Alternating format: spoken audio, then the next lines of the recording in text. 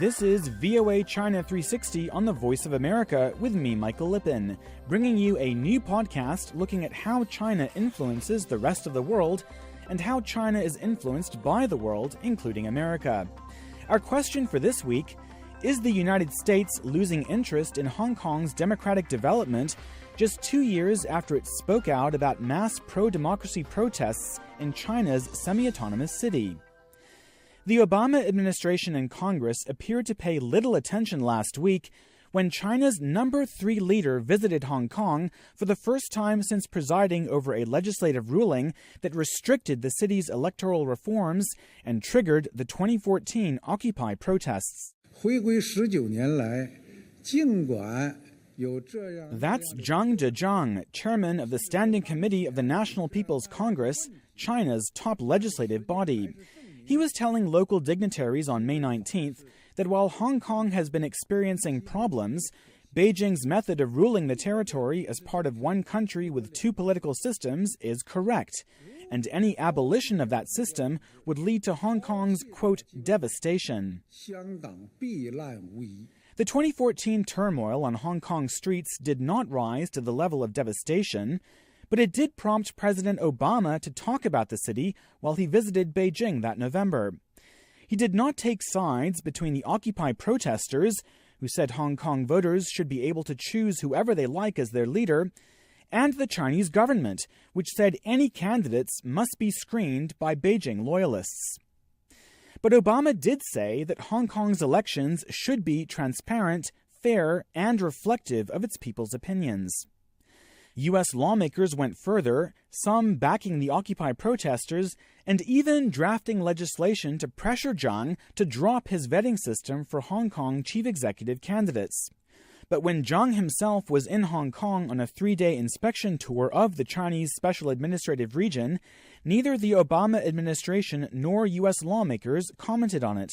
It's in the midst of our own very busy election season, and so my sense, and this is purely anecdotal, my own sense of it is that it's not getting wide play here in the United States media. So says Washington-based China analyst Robert Daly, director of the Kissinger Institute on China and the United States. He says Zhang's visit also did not change the long-standing U.S. concern about the democratic rights of the Hong Kong people.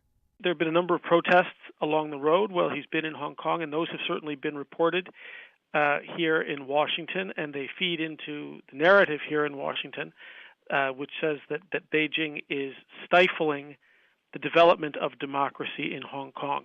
That narrative is strong in Washington, despite the fact that technically Beijing has not backed off of any of its promises to Hong Kong or its legal obligations to Hong Kong. Yale history professor Denise Ho says U.S. media showed much greater interest in last year's disappearance of 5 booksellers linked to a Hong Kong store that published books critical of Chinese leaders.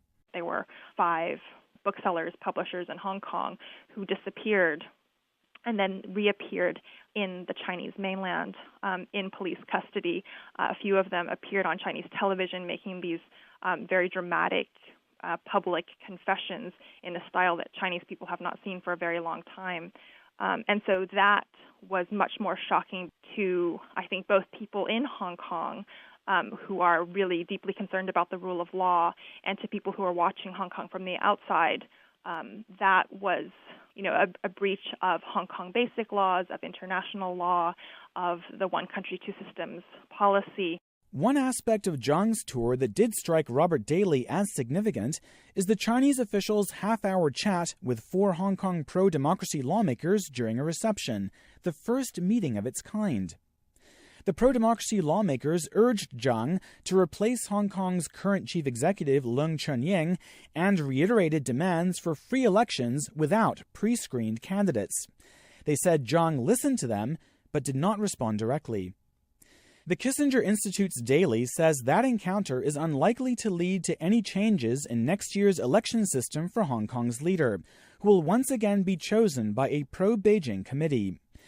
But he says the unprecedented nature of Zhang's chat with the lawmakers is important. It establishes a precedent, and to a degree it legitimizes their views. This establishes now a model for major Chinese leaders meeting with politicians or NGO types who strongly and publicly disagree with them. And when this happens in Hong Kong, one of the questions becomes, well, can it happen elsewhere?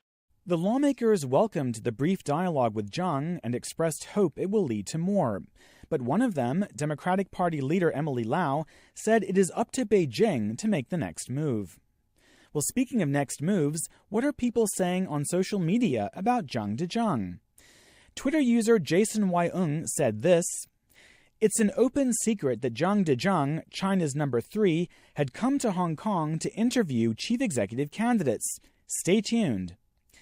On Facebook, user Karma Lewis commented on a Reuters report about Zhang warning Hong Kong of the consequences of straying from the one country, two systems formula. She said, "Wow, China telling Hong Kong it will rot is rich, as in not believable. Hong Kong is more progressive and business savvy than the Chinese mainland," she says.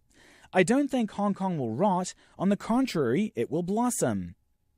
Also on Facebook, Eric Lee had this to say on a South China Morning Post article about Zhang expressing satisfaction with Leung Chun-ying. "CY Leung has done a great job so far. Not perfect, but great. It's a hard job to juggle what Beijing wants and what Hong Kongers want. Look at his gray hair."